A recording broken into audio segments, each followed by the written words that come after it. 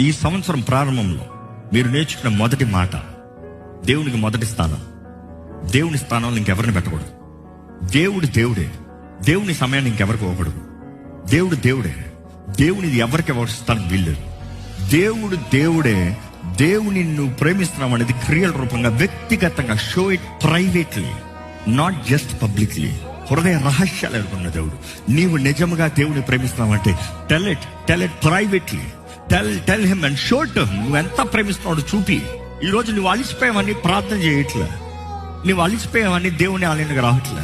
నువ్వు అలిసిపోయావని దేవుని గణపరుస్తలేదు. దేవుడికి ఎలాగుంటది? నిజంగా నువ్వు నన్ను ప్రేమిస్తున్నావా?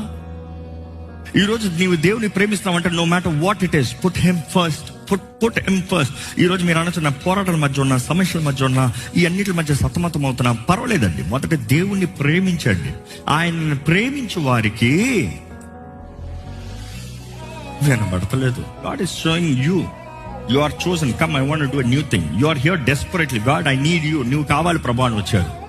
వచ్చిన వారికి సమస్తము సమకూడి జరుగుతుందంట. ఆ ధైర్యంతో ఉండండి.